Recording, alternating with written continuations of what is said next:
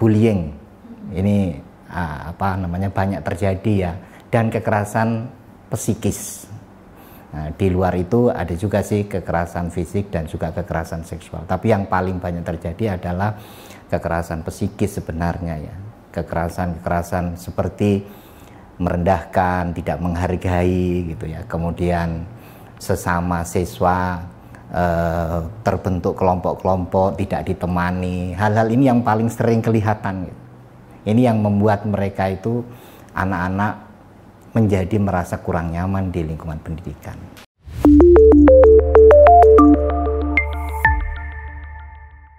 Halo sahabat pendidikan, senang sekali saya Septi bisa kembali menyapa sahabat pendidikan dalam podcast Ngedo Melundo. Sahabat pendidikan, salah satu faktor yang mendukung proses pembelajaran adalah bagaimana peserta didik merasa aman dan nyaman. Hal ini seiring dengan tujuan Merdeka Belajar, yaitu menciptakan lingkungan belajar yang aman dan nyaman. Isu yang sering terjadi di satuan pendidikan adalah terjadinya kekerasan seksual dan kekerasan verbal. Untuk menangani hal ini, Kementerian Pendidikan telah mengeluarkan Permendikbudristek. Nah, untuk mengetahui lebih lanjut terkait Permendikbud ini, hari ini kita kedatangan narasumber. Beliau adalah Dr. Arief Johar Tontowi. Beliau adalah seorang dosen dan fasilitator perlindungan anak Provinsi Kalimantan Utara. Kita sapa terlebih dahulu sahabat pendidikan, apa kabar Bapak? Baik, alhamdulillah. Senang sekali Bapak bisa bertemu kembali dengan Bapak dalam podcast Ngedo Melundo. Hari ini Bapak kita akan berbincang lebih dalam terkait kekerasan yang terjadi di satuan pendidikan. Nah, kita mulai Bapak dengan pertanyaan pertama. Sebenarnya apa saja bentuk kekerasan yang sering terjadi di satuan pendidikan, Bapak? Terima kasih ya, saya diberi kesempatan ini. Kalau kita mengingat apa yang disampaikan oleh Mas Menteri ya di awal tahun 2022, ada 3 dosa besar tuh di satuan pendidikan yang terkait dengan kekerasan. Yang pertama itu adalah kekerasan seksual. Yang kedua itu adalah perundungan. Dan yang ketiga adalah intoleransi. Jadi 3 bentuk ini yang dikatakan sebagai 3 dosa besar di satuan pendidikan. Tapi kalau kita melihatnya dari Undang-Undang Perlindungan Anak, kekerasan itu ada 5. Yang pertama adalah kekerasan fisik, yang kedua adalah psikis, yang ketiga kekerasan seksual, yang keempat penelantaran, dan yang kelima adalah eksploitasi. Saya kira begitu. Nah, yang sering terjadi dari 5 itu di satuan pendidikan, yang mana yang paling marak atau sering terjadi, Pak? Yang paling marak itu adalah bullying. Ini banyak terjadi ya, dan kekerasan psikis. Nah, di luar itu ada juga sih kekerasan fisik dan juga kekerasan seksual. Tapi yang paling banyak terjadi adalah kekerasan psikis sebenarnya ya. Kekerasan seperti merendahkan, tidak menghargai gitu ya. Kemudian sesama siswa terbentuk kelompok-kelompok, tidak ditemani. Hal-hal ini yang paling sering kelihatan gitu. Ini yang membuat mereka itu anak-anak menjadi merasa kurang nyaman di lingkungan pendidikan. Saya kira itu yang paling banyak. Baik, tetapi hal ini juga tidak menutup kemungkinan banyak kekerasan yang terjadi antara guru dengan peserta didiknya ya Pak, untuk kekerasan psikis ini. Oh iya, kalau terkait pelaku kekerasan ya, dari data Simponi Kementerian Pemberdayaan Perempuan di tahun 2022 itu, dari 570 sekian laporan kekerasan itu 34,74% itu pelakunya guru. Nah, kemudian sekitar 27,39% itu pelakunya teman atau pacar. Ya, itu data yang menarik siapa kalau ditanya pelaku dari kekerasan. Jadi yang lebih besar adalah tenaga pendidiknya atau gurunya Pak ya. Baik. Hal ini menjadi PR besar bagi kita sahabat pendidikan untuk terutama bagi kita yang memang bekerja bagaimana mengadvokasi terkait TPPK ini ke satuan pendidikan ya Pak ya. Baik, Bapak, ini banyak fenomena yang terjadi ketika kekerasan terjadi di satuan pendidikan, si anak tidak berani melapor, baik ke orang tuanya ataupun ke guru yang lain begitu. Bagaimana sebenarnya hal ini, Pak? Ya, ini memang fenomena yang ada di masyarakat ya, tidak hanya di anak-anak ya, secara umum di masyarakat itu memang seringkali mereka tidak berani melaporkan. Ada beberapa faktor penyebab ya. Kalau kekerasan itu misalnya dalam bentuk seksual, itu biasanya mereka menganggap itu aib gitu.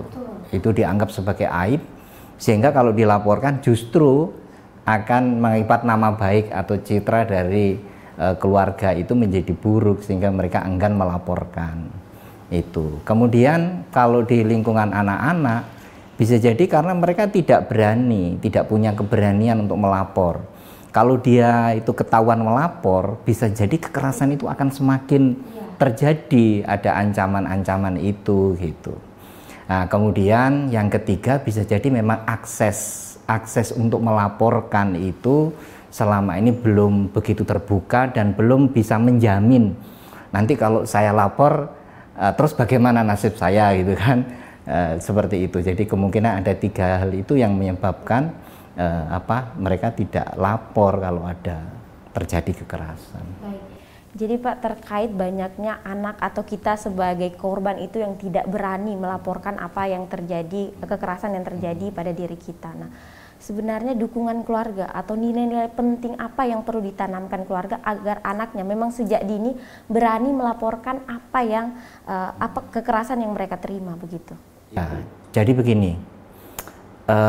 Supaya kejadian-kejadian kekerasan ini bisa berakhir, maka mau tidak mau harus ada satu kesadaran, siapapun yang menjadi korban atau siapapun yang mengetahui adanya kekerasan, dia harus melapor. Nah, ini ada upaya sebenarnya dari pemerintah itu sudah melakukan agar masyarakat itu lebih responsif gitu, lebih menyadari itu, agar mereka mau melapor. Salah satunya kan kalau di luar satuan pendidikan ya, di luar satuan pendidikan itu ada namanya perlindungan anak terpadu berbasis masyarakat. Ini oleh pemerintah sejak tahun 2016 itu sudah didorong agar mereka responsif melaporkan kalau ada kejadian-kejadian kekerasan. Dan ini menjadi ruang, dan ini sudah banyak dirasakan di beberapa desa itu yang ada aktivis perlindungan anak itu kejadian-kejadian kekerasan itu mulai direspon, dilaporkan dan bisa ditangani.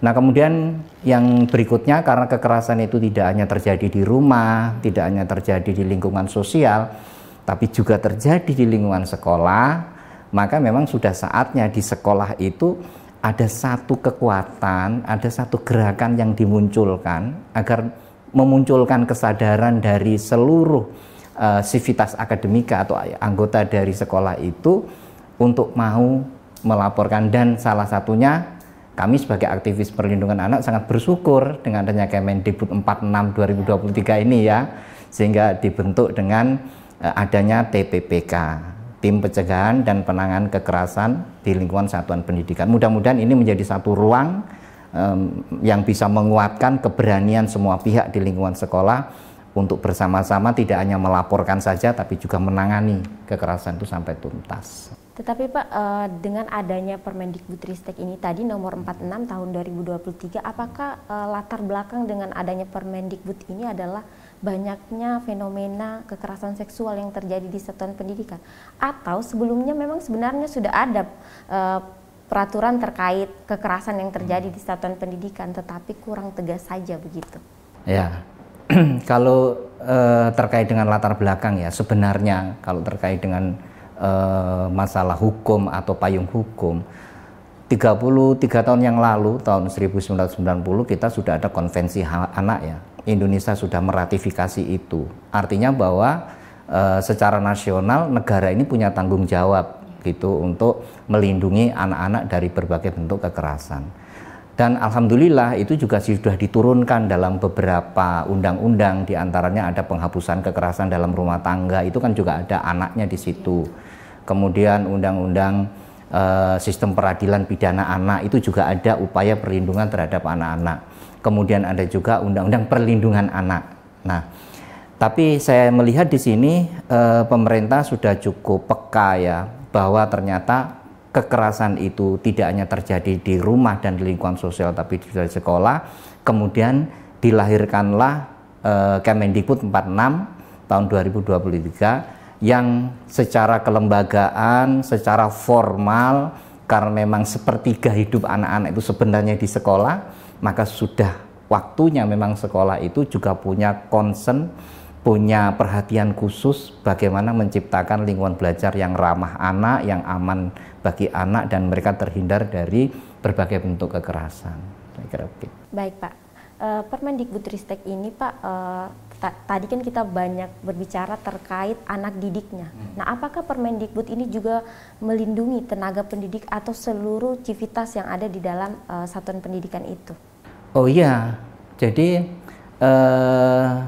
TPPK ini salah satu tugas dan fungsinya adalah menciptakan lingkungan sekolah yang aman dari berbagai bentuk kekerasan. Tentu ini nomor satu, memang semua yang diupayakan itu adalah untuk kepentingan terbaik bagi anak ya, bagi peserta didik, itu memang utamanya gitu.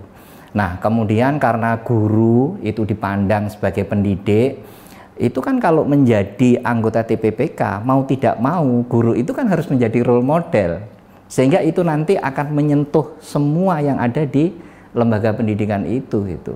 Jadi gurunya juga bagaimana dia bisa melakukan tindakan pencegahan kalau dirinya sendiri tidak memahami gitu kan, sehingga otomatis pihak-pihak selain anak yang ada di guru itu juga diupayakan agar dia bisa terlindungi dari berbagai bentuk, karena tidak menutup kemungkinan kan juga ada ya kekerasan dilakukan oleh siswa kepada guru ya. Iya. Karena baru-baru ini kan ada berita terkait bagaimana anak itu memukuli gurunya. Nah, itu juga apakah Permendikbud ini juga melindungi pendidik ataupun tenaga pendidik begitu? Sebenarnya itu fokus utamanya adalah pada perlindungan anak atau peserta didik gitu ya. Tapi begini, upaya yang dilakukan oleh pemerintah ini sebenarnya ada 3 hal yang ingin dicapai ya. Yang pertama itu adalah mereka mampu membangun norma anti kekerasan. Nah, kalau norma anti kekerasan itu dibangun di sekolah, otomatis itu kan melibatkan semua yang ada di sekolah itu, yang ada di dalam ekosistem satuan pendidikan itu semua gitu, tanpa terkecuali, termasuk gurunya, tenaga pendidik, tenaga kependidikan, ataupun pihak-pihak lain yang ada di situ gitu. Jadi itu yang pertama adalah untuk menciptakan norma anti kekerasan. Kemudian yang kedua yang ingin dikuatkan oleh pemerintah itu sebenarnya adalah keterampilan untuk menghadapi kekerasan. Nah, kalau anak-anak menghadapi kekerasan bagaimana? Supaya dia tidak menjadi pelaku kekerasan, bagaimana cara mengendalikan kalau dia sedang emosi, sedang marah, itu kan juga berarti sudah melindungi pihak lain gitu ya. Nah, kemudian yang ketiga yang dilakukan oleh pemerintah di gerakan anti kekerasan ini sebenarnya adalah respon agar semakin responsif. Kalau ada kekerasan tidak boleh ditutup-tutupi, tapi semua dilaporkan agar bisa diselesaikan dan bisa menurun kekerasan yang terjadi. Baik Pak. Nah, terkait kekerasan yang terjadi di satuan pendidikan Pak, ketika ada kekerasan yang terjadi di satuan pendidikan, baik kekerasan verbal maupun kekerasan fisik begitu, apa sebenarnya yang harus dilakukan satuan pendidikan? Ya. Ini menurut saya pemerintah sudah melakukan tahap yang pertama, sudah bagus nih ya, sudah bagus. Semua sekolah harus ada TPPK. Cuman setelah itu memang perlu dibekali, karena itu kan ada ilmunya sebenarnya. Ada lembaga lain yang bisa menjadi rujukan bagi satuan pendidikan ketika mungkin tidak punya kapasitas atau keterbatasan kemampuan ketika mengatasi ada kekerasan gitu ya. Nah, jadi mereka harus dikuatkan setelah terbentuk TPPK itu manajemen kasus. Jadi mereka harus diberikan skill bagaimana kalau kasus itu muncul, mulai dari tahap identifikasi, kemudian melakukan rapat bersama, menentukan intervensi, sampai terminasi, dianggap bahwa penanganan kasus itu selesai. Nah, itu harus diberi pembekalan itu gitu. Kemudian ada juga mungkin skill-skill yang lain yang memang harus sudah mulai masuk ke satuan pendidikan. Misalnya bagaimana cara melakukan konseling, ya kalau ada itu ada kekerasan, kemudian kalau ada konflik bagaimana memediasi. Jadi nantinya di tahap kedua ini pemerintah menurut saya harus menguatkan itu sehingga bekalnya itu cukup tidak hanya secara formal tapi secara skill atau keahlian mereka juga siap gitu untuk menangani. Baik, terkait tadi kemampuan, sebenarnya ada kemampuan yang harus dimiliki dari TPPK ini ya Pak ya, tidak hanya sekedar kelompok begitu. Nah, sejauh ini untuk langkah pertama ini apakah sudah maksimal sebenarnya yang diupayakan pemerintah dengan adanya TPPK ini Pak? Kalau langkah pertama sudah bagus. Nah, sekarang mau tidak mau sekolah kan pasti sudah membentuk ya, tidak mau sudah terbentuk gitu, bagus tuh. Nah, tahap kedua inilah yang mungkin perlu adanya kolaborasi dan sinergi dengan lembaga-lembaga lain yang selama ini memang lebih dulu sudah bergerak dan berjalan secara profesional. Lembaga-lembaga rujukan, misalnya unit pelaksana teknis daerah perlindungan perempuan dan anak yang memang dia selama ini menangani kasus-kasus kekerasan, atau unit PPA yang ada di kepolisian itu gitu ya. Kemudian dinas sosial dengan pekerja sosialnya gitu ya. Lembaga-lembaga psikologis. Jadi melibatkan itu untuk berkolaborasi dan bersinergi. Ini mungkin memang masih perlu waktu ya. Tapi sudah terbuka jalannya, bagus sudah. Kita tunggu untuk langkah kedua ya Pak. Jadi sahabat pendidikan sebenarnya untuk TPPK ini adalah salah satu bentuk ya Pak, bagaimana pemerintah mencegah kekerasan yang terjadi di satuan pendidikan. Pak, terkait nanti ketika tidak upload tim TPPK-nya, satuan pendidikan dipaksa untuk mengupload atau membentuk tim TPPK itu. Ini kita menghindari yang namanya mereka tidak mengerti dan tidak mengetahui perannya. Nah, bagaimana seharusnya kita sebagai orang yang bergerak di bidang pendidikan mendorong bahwa tim TPPK ini tidak hanya sekedar kelompok, tetapi menjalankan peran dan fungsinya, Pak. Jadi memang pemahaman itu perlu dikuatkan. Betapa pentingnya, betapa strategisnya posisi TPPK di satuan pendidikan. TPPK ini akan mengawal agar proses belajar mengajar itu seperti yang kita harapkan, yaitu menyenangkan, menggembirakan. Mereka bagaimana bisa senang dan bisa gembira kalau ternyata dalam lingkungan sekolah itu mereka merasa terintimidasi, merasa mendapatkan kekerasan, merasakan sakit, ketakutan. Nah, ini kan yang betapa strategisnya. Nah, kalau kesadaran ini bisa kita tumbuhkan di setiap satuan pendidikan, pasti mereka akan sangat menerima dengan baik dan mendukung. Bahkan mungkin, wah ini kalau begitu memang perlu, sudah satu keharusan. Ini sebenarnya kasusnya seperti gini, seperti ketika pemerintah 2016 itu mengembangkan gerakan perlindungan anak terpadu berbasis masyarakat. Itu awalnya juga agak sulit, tapi diberi pemahaman bahwa lingkungan yang tidak kondusif, yang tidak ramah anak itu membuat masa depan mereka tidak terjamin. Nah, dari situ kemudian timbul kesadaran dan sekarang sudah banyak sekali gerakan perlindungan anak itu di desa-desa di seluruh Indonesia. Nah, ini sekarang masuk di dunia pendidikan dan itu memang sudah saatnya menurut saya. Baik. Terkait kekerasan yang terjadi, kita bahas ke peserta didiknya lagi Pak. Sejauh mana sih dampak bagi peserta didik ketika mereka mengalami kekerasan seksual ataupun kekerasan verbal Pak? Iya, jadi setiap kekerasan ini memang menimbulkan sesuatu yang sebenarnya membawa penderitaan dalam jangka panjang. Tapi ada satu efek yang perlu kita sadari ya, perlu kita antisipasi begini. Kalau misalnya ada korban anak, misalnya terjadi kekerasan seksual, kalau korban ini tidak ditangani sampai tuntas, maka sesungguhnya korban ini akan bisa merusak satu generasi sepermainan. Kami pernah menangani beberapa kasus di lapangan, ada anak korban kekerasan, nah kemudian karena tidak diatasi sampai kembali sampai pulih, akhirnya dia awalnya mungkin dulu mendapat kekerasan seksual itu dia takut dan dia merasa kesakitan kan. Tapi kemudian dia merasa kenikmatan dan dia melakukan dengan teman-temannya. Ini yang sangat membahayakan gitu. Yang sangat membahayakan itu. Tapi bentuk-bentuk yang lainnya kan bisa membuat mereka tidak percaya diri, kemudian ketakutan, kemudian depresi gitu ya.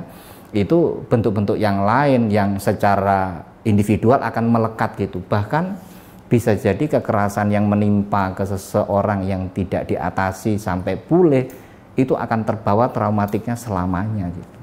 Bisa jadi seperti kita ini dulu masa kecil dapat kekerasan itu mesti masih ingat aja gitu. Nah, itu yang bahaya sekali kan. Itu akan berdampak ya, sampai dia dewasa ya, ya Pak? Sampai seumur hidupnya bisa jadi begitu. Baik Pak. Nah terkait kekerasan yang terjadi ini akan berdampak sepanjang masa begitu Pak ya. Nah bagaimana sebenarnya dukungan keluarga bagi anak-anak yang memang sudah mendapatkan kekerasan di lingkungannya?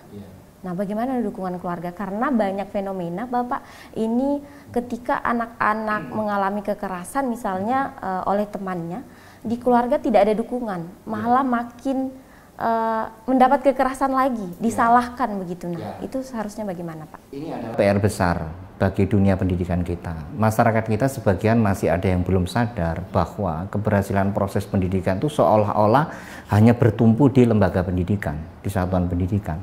Padahal 2/3 hidup anak-anak itu ada di keluarga.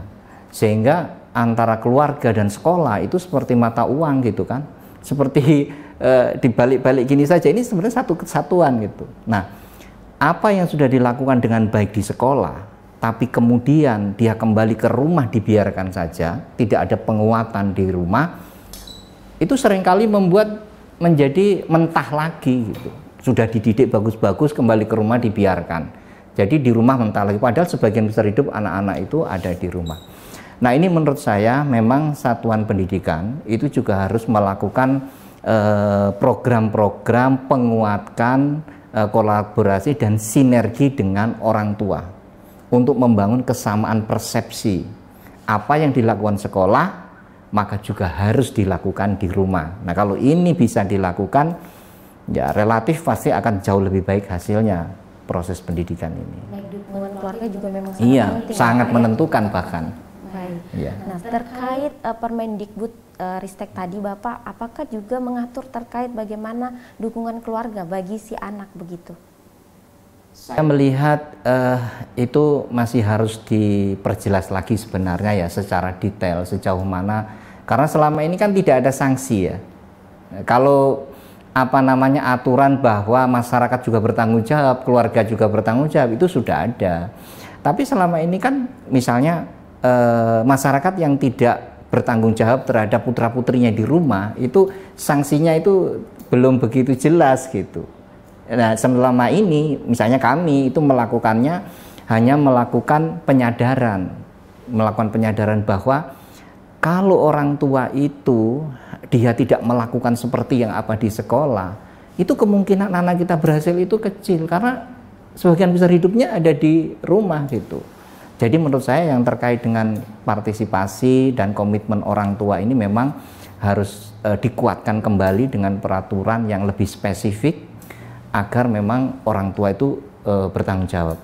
Sebenarnya kalau di Undang-Undang Perlindungan Anak itu ada, tapi itu juga tidak detail dan tidak dalam menjelaskan. Misalnya begini, anak ditelantarkan, nggak diurus gitu, tapi kan nggak ada sanksinya itu. Anak misalnya mau sekolah, dia nggak ditanya, nggak disiapin sampai di sekolah, dia kelihatannya belum mandi, belum kelihatan tidak ada persiapan apa-apa datang ke sekolah. Ini menunjukkan bahwa komitmen orang tua di rumah itu kan nggak ada, rendah.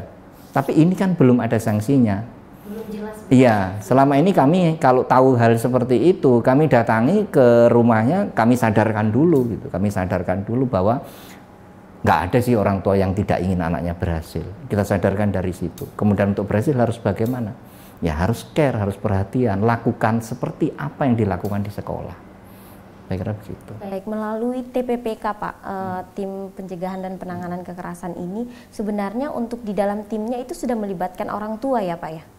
Oh iya, itu kan keanggotaannya itu kan guru, ya. Kemudian dari komite ya.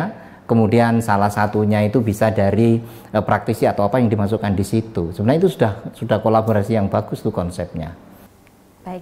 Ini sebenarnya kalau dilihat dari orang-orang atau strukturnya di dalam TPPK ini sudah sangat bagus, tetapi ya PR besar kita bagaimana menjalankannya atau tidak, ya itu tadi Pak, tidak hanya menjadi kelompok saja. Nah, terkait Satgas atau TPPK ini bagaimana sebenarnya mendorong agar mereka menjalankan fungsinya gitu, fungsinya tidak hanya sekedar kelompok, karena dibentuk saja tidak jalan karena kebanyakan yang terjadi di satuan pendidikan hanya memenuhi syarat tadi. Takutnya itu hanya sebagai kelompok saja, tetapi tidak menjalankan fungsi sebagaimana mestinya TPPK, Pak. Ini mungkin bisa mereplikasi konsep pemerintah di dalam mengembangkan gerakan perlindungan anak berbasis masyarakat dengan membentuk aktivis-aktivis ya. Nah, tim ini kan sebenarnya konsepnya juga aktivis kan, bukan profesional. Artinya profesional itu kalau seperti di UPTD PPA itu kan memang disiapkan secara profesional gitu. Nah, ini memang perlu strategi dan pendekatan yang agak berbeda. Pemerintah harus banyak memberikan pembinaan, pemerintah harus banyak melakukan penyadaran bahwa ini adalah tugas mulia dan ini harus dilakukan. Kalau kita ngajari anak hal-hal yang baik, yang luar biasa, tapi lingkungannya itu membuat mereka tidak nyaman, tidak tentram, tidak bahagia, itu tentu mereka akan sulit sebenarnya. Belajar itu konsentrasinya susah kan, karena dia merasa tidak nyaman. Nah, penguatan penyadaran konsep bekerja seperti seorang aktivis ini yang harus dikuatkan oleh pemerintah, sehingga di satuan pendidikan pun ketika akan memilih orang-orang itu memang di awal itu memang harus disampaikan lebih dulu tugas ini adalah tugas mulia dan tidak dihitung secara profesional gitu ya. Tanggung jawab ini besar tapi sebenarnya kemanfaatannya itu juga sangat besar. Nah, cari orang-orang yang memang benar-benar punya kesadaran seperti itu gitu. Tapi juga jangan lupa kalau pemerintah itu sudah membentuk kemudian dibiarkan. Nah, salah satu hasil riset BPMP Kaltara di tahun 2023 itu menunjukkan bahwa komitmen pemerintah daerah yang mendapatkan bobot paling tinggi itu adalah pembinaan. Nah, ini kaitannya dengan kebijakan Merdeka Belajar episode 25 ya. Itu berarti setiap kebijakan Merdeka Belajar yang dikeluarkan oleh pemerintah pusat itu, pemerintah daerah itu jangan lupa dia ditunggu oleh satuan pendidikan itu bagaimana pembinaan yang dilakukan. Harus dilakukan pembinaan, pengarahan secara intensif dan masif. Nah, kalau itu dilakukan ya kemungkinan akan bisa berjalan gitu. Terkait tadi pembinaan, Pak, apakah di Provinsi Kalimantan Utara sudah ada komitmen daerah yang memang begitu berkomitmen untuk melakukan pembinaan terkait pencegahan dan penanganan kekerasan ini? Ya, begini, saya sebagai aktivis ya di perlindungan anak itu melihat bahwa satuan pendidikan sudah ada TPPK itu sangat bersyukur. Ini artinya ada satu ruang, ada satu kesempatan yang dibuka secara formal agar kegiatan-kegiatan perlindungan anak ini masuk. Dan ini juga merupakan kebijakan baru ya, baru tahun 2023 kan. Nah, jadi memang ini tahap pertama sudah bagus dilakukan pemerintah. Kemudian konsepnya dalam membentuk Satgas itu sudah bagus. Karena di Satgas itu kan melibatkan OPD lain, melibatkan lembaga-lembaga lain yang berkompeten, misalnya perlindungan anak, kesehatan, dinas sosial, Kementerian Agama, kan itu dilibatkan di dalam Satgas itu, dan beberapa orang yang dianggap punya kompetensi di dalam perlindungan anak itu juga akan dilibatkan, dan secara konsep ini sudah bagus. Hanya mungkin saya berharap mereka yang dibentuk itu orang-orangnya komitmennya sudah dijajaki, semangatnya sudah dijajaki, sehingga kita dibentuk kemudian lakukan komitmen bersama, deklarasi bersama, rencana aksinya juga tersusun, sehingga kegiatannya itu akan terukur nanti tahun ini targetnya apa, tahun depan targetnya apa gitu. Nah, kalau begitu insya Allah akan jalan tuh Satgas sekaligus TPPK yang ada di sekolah, insya Allah bisa jalan. Baik, untuk menjalankan TPPK itu sebenarnya dukungan pemerintah yang dibutuhkan ini apa, Pak? Nomor satu, mereka harus dibina.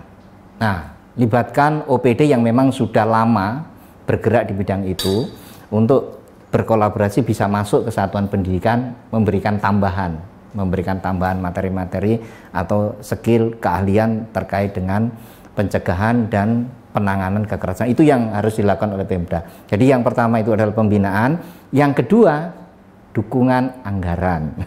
Itu sudah pasti yang kedua, karena Aris Riset itu yang dilakukan oleh pemerintah, komitmen nomor 1 yang diminta oleh satuan pendidikan itu adalah pembinaan, yang kedua adalah anggaran, baru kemudian dukungan regulasi. Jadi peraturan daerahnya, peraturan bupati, peraturan wali kotanya juga harus mendukung gitu. Saya kira kalau 3 hal ini bisa dijalankan dengan baik, akan jalan tuh. Baik, informasinya sangat luar biasa ya sahabat pendidikan. Baik Pak, ini terkait lagi dengan yang saat ini, fenomena yang saat ini sering terjadi adalah bagaimana anak-anak dengan mudah begitu mengakses teknologi. Sedangkan saat ini kekerasan itu tidak hanya secara langsung, bisa juga tidak langsung melalui media sosial. Nah itu bagaimana sebaiknya Pak? Jadi betul itu ya, ini fenomena sekarang ya.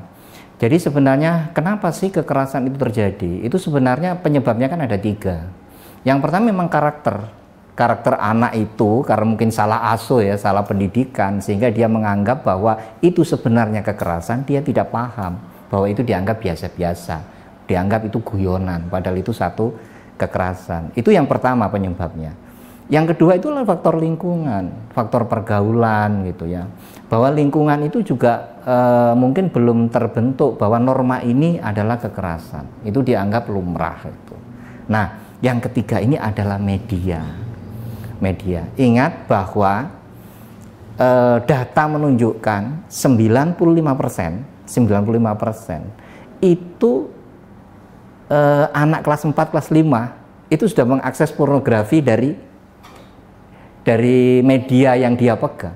95%. Bayangkan kalau dia mengakses hal seperti itu, kemudian konsep dirinya belum bagus dan belum kuat, dia kan akan mencari sasaran, melakukan kekerasan seksual itu.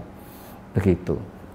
Kemudian kekerasan seksual itu sekitar 38% itu faktor penyebabnya adalah karena komunikasi online. Jadi memang sepertinya nanti di setiap satuan pendidikan bagaimana cara menggunakan gadget atau internet yang bijak itu juga harus menjadi salah satu program yang harus dikuatkan gitu. Jadi program terkait bagaimana penggunaan media sosial bagi anak-anak juga merupakan salah satu yang perlu tadi Pak ya, di pembinaan itu ya Pak ya. Baik, luar biasa sekali informasi yang diberikan ini, sangat mengedukasi kita semua baik sebagai orang tua maupun sebagai guru ya Pak ya. Mungkin Pak sebagai fasilitator pelindungan anak ada yang ingin disampaikan bagi keluarga ataupun guru di satuan pendidikan, silahkan Pak. Baik, Bapak Ibu semua, terutama para stakeholder di satuan pendidikan, mari kita sambut dengan gembira, dengan sukacita adanya Kemendikbud 46 2023 ini. Karena saya yakin dengan adanya Kemendikbud 46 2023 ini, yaitu dengan keharusan setiap sekolah itu dibentuk tim pencegahan dan penanganan kekerasan, ini akan menjadikan satu instrumen yang kalau kita manfaatkan dengan baik, kita jalankan dengan baik, insya Allah sekolah-sekolah kita ini, anak-anak kita ini akan terlindungi dari berbagai bentuk kekerasan, dan sekolah-sekolah kita akan menjadi sekolah yang ramah anak. Saya kira. Baik Pak Arif, terima kasih banyak Bapak atas kesempatannya berbincang hari ini. Semoga apa yang disampaikan Bapak ini bisa mengedukasi Bapak Ibu guru di satuan pendidikan untuk menciptakan lingkungan belajar yang aman dan nyaman. Baik sahabat pendidikan, demikian podcast kali ini. Apabila sahabat pendidikan ada yang ingin ditanyakan terkait program-program Merdeka Belajar, silakan bisa menghubungi kontak di bawah ini. Baik sahabat pendidikan, saya tutup dengan pantun, beli ikan di tepi kayan, jangan lupa ajak si Fajar. Mari bersama kita tingkatkan program Merdeka Belajar. Saya Septi, terima kasih dan salam sehat.